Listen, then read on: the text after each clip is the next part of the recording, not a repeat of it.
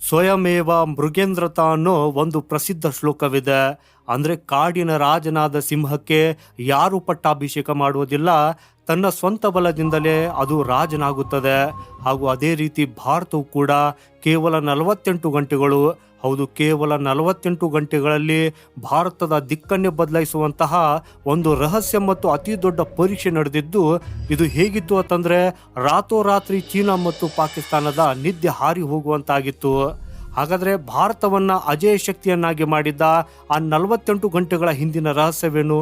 So ಬನ್ನಿ ಗೆಳೆಯರೆ, ಇವತ್ತು ಆ ಸತ್ಯವನ್ನು ಭೇದಿಸೋಣ. ಅದಕ್ಕಾಗಿ ಇಂಟ್ರೆಸ್ಟಿಂಗ್ ವಿಡಿಯೋವನ್ನು ಕೊನೆವರೆಗೂ ನೋಡಿ. ಹಾಗೂ ನಮ್ಮ ವಿಜ್ಞಾನಿಗಳ ಈ ಕಠಿಣ ಪರಿಶ್ರಮಕ್ಕಾಗಿ ವಿಡಿಯೋವನ್ನು ಲೈಕ್ ಮಾಡುತ್ತಾ ಕಮೆಂಟಲ್ಲಿ ಜೈ ಹಿಂದ್ ಅಂತ ಬರೆಯುವುದನ್ನು ಮರೆಯದಿರಿ. ನಮಸ್ಕಾರ ಗೆಳೆಯರೆ, ತಮ್ಗೆಲ್ರಿಗೂ ಪ್ರಚಾ ಇನ್ಫೋ ಚಾನಲ್ಗೆ ಸ್ವಾಗತ. ಇತಿಹಾಸದ ಪುಟಗಳನ್ನು ಒಮ್ಮೆ ತಿರುಗಿ ನೋಡಿದರೆ ನಮ್ಮನ್ನು ತುಳಿಯುವುದಕ್ಕಾಗಿ ಜಗತ್ತು ಎಷ್ಟೆಲ್ಲ ಪ್ರಯತ್ನ ಪಟ್ಟಿದೆ ಅನ್ನೋದು ನಿಮಗೆ ಅರ್ಥವಾಗ್ತದೆ. 1974ರಲ್ಲಿ ನಾವು ಮೊದಲ ಬಾರಿಗೆ ಅಣುಬಾಂಬ್ ಪರೀಕ್ಷೆ ಮಾಡಿದಾಗ ಇಡೀ ಪ್ರಪಂಚ ನಮ್ಮ ಮೇಲೆ ನಿರ್ಬಂಧಗಳನ್ನು ಹೇರಿತ್ತು. ನಮ್ಮ ತಂತ್ರಜ್ಞಾನದ ಬೆಳವಣಿಗೆಯನ್ನು ತಡೆಯುವುದಕ್ಕಾಗಿ ಸರ್ವ ಪ್ರಯತ್ನ ನಡೆಸಿದ್ರು, ಆದರೆ ಭಾರತ ಕುಗ್ಗಲಿಲ್ಲ. ಯಾಕಂದರೆ ಗೆಳೆಯರೆ, 1984ರಲ್ಲಿ ನಾವು ಇಂಟಿಗ್ರೇಟೆಡ್ ಮಿಸೈಲ್ ಡೆವಲಪ್ಮೆಂಟ್ ಪ್ರೋಗ್ರಾಮನ್ನು ಶುರು ಮಾಡಿದ್ದೆವು.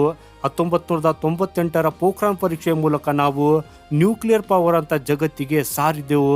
ಹಾಗೂ ಅಲ್ಲಿಂದ ಇಲ್ಲಿಯವರೆಗೆ DRDO ಮತ್ತು ಇಸ್ರೋದಂಥ ಸಂಸ್ಥೆಗಳು ಹಿಂದೆ ತಿರುಗಿ ನೋಡಿಯೇ ಇಲ್ಲ. ಆದರೆ ಗೆಳೆಯರು, ಈಗ ನಡೆದಿರುವುದು ಇವೆಲ್ಲಕ್ಕಿಂತ ಒಂದು ಹೆಜ್ಜೆ ಮುಂದಿನ ಸಾಧನೆ.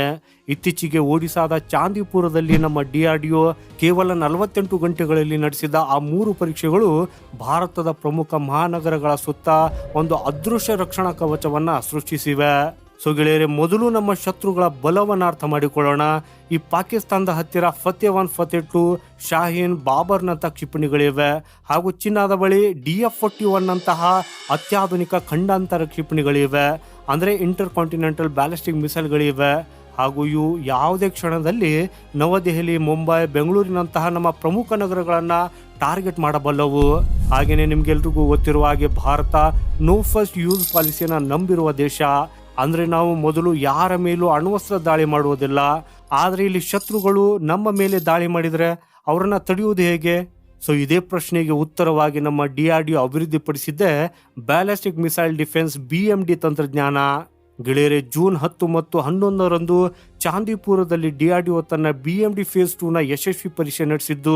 ಈ 48 ಗಂಟೆಗಳಲ್ಲಿ AD-1 ಅಂದರೆ ಎಂಡೋ ಅಟ್ಮಾಸ್ಫೆರಿಕ್ ಮತ್ತು AD-2 ಅಂದರೆ ಎಕ್ಸೋ ಅಟ್ಮಾಸ್ಫೆರಿಕ್ ಅನ್ನೋ 2 ಇಂಟರ್ಸೆಪ್ಟರ್ ಕ್ಷಿಪಣಿಗಳನ್ನು ಯಶಸ್ವಿಯಾಗಿ ಉಡಾವಣೆ ಮಾಡಲಾಗಿತ್ತು. ಹಾಗೂ ಇದರ ಅರ್ಥವೇನು ಅನ್ನೋದು ನಿಮ್ಗೆ ಗೊತ್ತಾ ಗೆಳೆಯರೆ? ಅಮೆರಿಕ, ರಷ್ಯಾ ಮತ್ತು ಇಸ್ರೇಲ್ನಂತಹ ಬೆರಳೆಣಿಕೆಯ ದೇಶಗಳ ಸಾಲಿಗೆ ಈಗ ಭಾರತ ಕೂಡ ಸೇರ್ಪಡೆಯಾಗಿದೆ. ಅದು ಎಂತಹ ಖಂಡಾಂತರ ಕ್ಷಿಪಣಿಯೇ ಬರಲಿ, ಅದನ್ನು ಗಾಳಿಯಲ್ಲಿ ಹೊಡೆದುಳಿಸುವ ಸಾಮರ್ಥ್ಯ ಈಗ ನಮಗಿದೆ.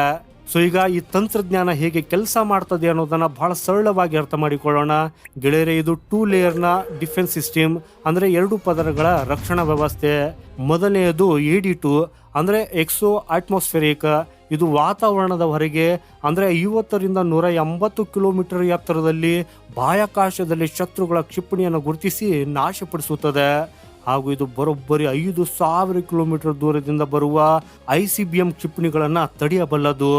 ಒಂದು ವೇಳೆ ಶತ್ರುವಿನ ಕ್ಷಿಪಣಿ ಮೊದಲ ಕವಚವನ್ನು ಭೇದಿಸಿ ಒಳಬಂದರೆ ಅಲ್ಲಿ ಕಾಯ್ತಾ ಇರ್ತದೆ ಎರಡನೇ ಅಸ್ತ್ರ, ಅದುವೇ AD-1 ಅಂದರೆ ಎಂಡೋ ಅಟ್ಮಾಸ್ಫೆರಿಕ್.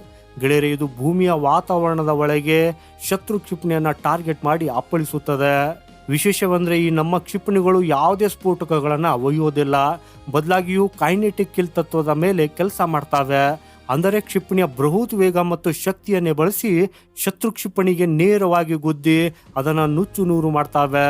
ಹಾಗೂ ಇದನ್ನು ಕರಾರುವಕ್ಕಾಗಿ ಮಾಡುವುದಕ್ಕಾಗಿ DRDO LRTR ಅಂದರೆ ಲಾಂಗ್ ರೇಂಜ್ ಟ್ರ್ಯಾಕಿಂಗ್ ರೆಡಾರ್ ಅನ್ನೋ ಅತ್ಯಾಧುನಿಕ ರೆಡಾರ್ ಅನ್ನು ಕೂಡ ಅಭಿವೃದ್ಧಿಪಡಿಸಿದೆ.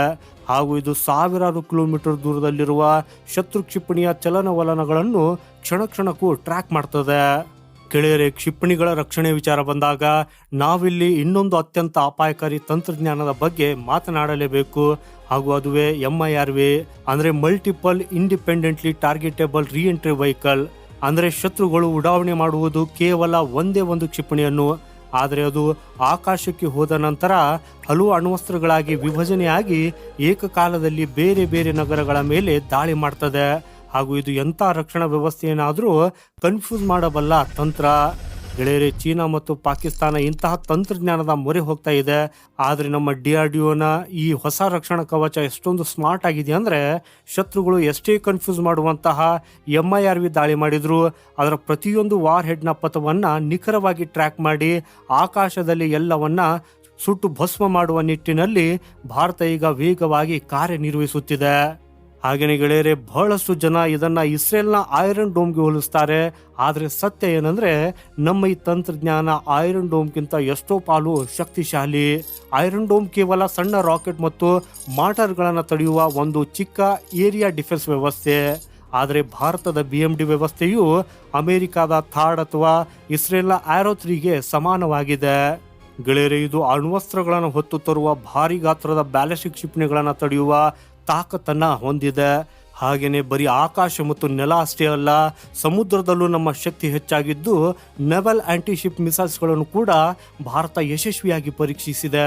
ಸೀ ಸ್ಕಿಮ್ಮಿಂಗ್ ಅನ್ನೋ ತಂತ್ರಜ್ಞಾನವನ್ನು ಕೂಡ ನಾವು ಕರಗತ ಮಾಡಿಕೊಂಡಿದ್ದೇವೆ. ಅಂದರೆ ಸಮುದ್ರದ ಮಟ್ಟದಿಂದ ಕೇವಲ ಕೆಲವೇ ಮೀಟರ್ ಎತ್ತರದಲ್ಲಿ ಹಾರುತ್ತಾ ಶತ್ರು ರೆಡಾರ್ಗಳ ಕಣ್ತಪ್ಪಿಸಿ ದಾಳಿ ಮಾಡುವ ಸಾಮರ್ಥ್ಯ ನಮ್ಮದಾಗಿದೆ. ಗೆಳೆಯರೆ, ಇಷ್ಟೆಲ್ಲ ಸಾಧನೆಗಳ ನಡುವೆಯೂ ಕೆಲವರು DRDOವನ್ನ ಆಗಾಗ ಟೀಕಿಸುತ್ತಾರೆ. ವಿಮಾನಗಳನ್ನು ತಯಾರಿಸುವ HAL ಅಂದರೆ ಹಿಂದೂಸ್ತಾನ್ ಏರೋನಾಟಿಕ್ಸ್ ಲಿಮಿಟೆಡ್ ಸಂಸ್ಥೆಯ ಕಾರ್ಯಕ್ಷಮತೆಗೆ DRDOವನ್ನ ಹೋಲಿಕೆ ಮಾಡ್ತಾರೆ. ಆದರೆ ಗೆಳೆಯರೆ, ನಾವಿಲ್ಲಿ ಒಂದು ವಾಸ್ತವವನ್ನು ಅರ್ಥ ಮಾಡಿಕೊಳ್ಳಬೇಕು. HAL ಅನ್ನೋದು ಒಂದು ಉತ್ಪಾದನಾ ಸಂಸ್ಥೆ. ಅವರಿಗೆ ಕೊಟ್ಟ ಆರ್ಡರ್ನ ಅವರು ತಯಾರಿಸ್ತಾರೆ. ಆದರೆ ಇಲ್ಲಿ DRDO ಅನ್ನೋದು ರಿಸರ್ಚ್ ಆ್ಯಂಡ್ ಡೆವಲಪ್ಮೆಂಟ್ R&D ಅಂದರೆ ಸಂಶೋಧನಾ ಸಂಸ್ಥೆ. ಒಂದು ಹೊಸ ತಂತ್ರಜ್ಞಾನವನ್ನು ಶೂನ್ಯದಿಂದ ಸೃಷ್ಟಿಸುವಾಗ ಅದಕ್ಕೆ ಸಾಕಷ್ಟು ಸಮಯ, ತಾಳ್ಮೆ ಮತ್ತು ನೂರಾರು ವಿಫಲ ಪ್ರಯೋಗಗಳು ಎದುರಾಗ್ತವೆ. ಹಾಗಾಗಿ ಕೇವಲ ಮ್ಯಾನುಫ್ಯಾಕ್ಚರಿಂಗ್ ವೇಗಕ್ಕೆ ಹೋಲಿಸಿ ಇಂತಹ ಮಹಾನ್ ಸಂಶೋಧನಾ ಸಂಸ್ಥೆಯನ್ನು ಟೀಕಿಸುವುದು ಮೂರ್ಖತನವಾಗ್ತದೆ. ಹಾಗೂ ಇವತ್ತಿಗೆ ಸರ್ಕಾರವು ಖಾಸಗಿ ವಲಯದ ಜೊತೆಯೂ ಕೈ ಜೋಡಿಸಿ ರಕ್ಷಣಾ ಉತ್ಪಾದನೆಗೆ ವೇಗ ನೀಡ್ತಾ ಇರುವುದರಿಂದ DRDO ಈಗ ಸಂಪೂರ್ಣವಾಗಿ ಕೇವಲ ಅತ್ಯಾಧುನಿಕ ಸಂಶೋಧನೆಗಳತ್ತ ಗಮನ ಹರಿಸುತ್ತಿದೆ. ಗೆಳೆಯರೆ, ಈ ಹಿಂದೆ 1999ರ ಕಾರ್ಗಿಲ್ ಯುದ್ಧದ ಸಮಯದಲ್ಲಿ ನಾವು ಬೇರೆ ದೇಶಗಳ ಮುಂದೆ ಶಸ್ತ್ರಾಸ್ತ್ರಗಳಿಗಾಗಿ ಕೈ ಚಾಚಬೇಕಾಗಿತ್ತು. ಆದರೆ ಇವತ್ತಿಗೆ ಚಿತ್ರಣ ಬದಲಾಗಿದ್ದು ಅಗ್ನಿ 5, ಬ್ರಹ್ಮೋಸ್, ತೇಜಸ್, ಪಿನಾಕ ಹೀಗೆ ಸಾಲು ಸಾಲು ಯಶಸ್ಸುಗಳು DRDOನ ಶ್ರಮವನ್ನು ತೋರಿಸುತ್ತವೆ. ಭಾರತವೀಗ ನ್ಯೂಕ್ಲಿಯರ್ ಟ್ರಯಡ್ ಅನ್ನು ಸಾಧಿಸಿದೆ. ಅಂದರೆ ನೆಲ, ಜಲ ಮತ್ತು ವಾಯು ಈ 3 ಕಡೆಗಳಿಂದಲೂ ನಾವು ಅಣ್ವಸ್ತ್ರ ದಾಳಿ ಮಾಡಬಲ್ಲೆವು ಮತ್ತು ಶತ್ರುಗಳ ದಾಳಿಯನ್ನ ತಡೆಯಬಲ್ಲೆವು. ಸೊ ಈ ಶಕ್ತಿಯಿಂದಾಗಿ ಈಗ ಅಂತಾರಾಷ್ಟ್ರೀಯ ಮಟ್ಟದಲ್ಲಿ ಜಾಗತಿಕ ರಾಜಕಾರಣವೇ ಬದಲಾಗಲಿದೆ. NSG ಅಂದರೆ ನ್ಯೂಕ್ಲಿಯರ್ ಸಪ್ಲೈಯರ್ ಗ್ರೂಪ್, ಕ್ವಾಡ್, ಬ್ರಿಕ್ಸ್ನಂತಹ ಜಾಗತಿಕ ವೇದಿಕೆಗಳಲ್ಲಿ ಭಾರತದ ಮಾತು ಈಗ ಮತ್ತಷ್ಟು ತೂಕ ಪಡೆಯಲಿದೆ. ಶಕ್ತಿಶಾಲಿಗಳ ಜೊತೆ ಮಾತ್ರ ಪ್ರಪಂಚ ಕೈ ಜೋಡಿಸುತ್ತದೆ ಅನ್ನೋ ಮಾತಿಗೆ ಈಗ ಭಾರತವೇ ಸಾಕ್ಷಿ. ಗೆಳೆಯರೇ, ರಾಜಕೀಯವಾಗಿ ನಾವು ನಾಯಕರನ್ನ ಟೀಕಿಸಬಹುದು, ವಿಮರ್ಶೆ ಮಾಡಬಹುದು. ಆದರೆ ಲ್ಯಾಬ್ಗಳಲ್ಲಿ ಹಗಲಿರುಳು ನಿದ್ದೆ ಬಿಟ್ಟು ನಮ್ಮ ದೇಶದ ಭದ್ರತೆಗಾಗಿ ಶ್ರಮಿಸುತ್ತಿರುವ ಆ DRDO ವಿಜ್ಞಾನಿಗಳಿಗೆ, ನಮ್ಮ ಯೋಧರಿಗೆ ನಮ್ಮ ಬೆಂಬಲ ಮತ್ತು ಗೌರವ ಸದಾ ಇರಲೇಬೇಕು. 2 ದಶಕಗಳ ಅವರ ತಪಸ್ಸಿನ ಫಲವೇ ಇವತ್ತಿಗೆ ನಮ್ಮ ಆಕಾಶದಲ್ಲಿರುವ ಈ ಅದೃಶ್ಯ ರಕ್ಷಣಾ ಕವಚ. ಮುಂದಿನ ದಿನಗಳಲ್ಲಿ ಭಾರತ ಅಮೆರಿಕ, ರಷ್ಯಾಗಳಿಗಿಂತಲೂ ಪ್ರಬಲವಾದ ಶಕ್ತಿಯಾಗಿ ಹೊರಹೊಮ್ಮುವುದರಲ್ಲಿ ಯಾವುದೇ ಅನುಮಾನವೇ ಇಲ್ಲ.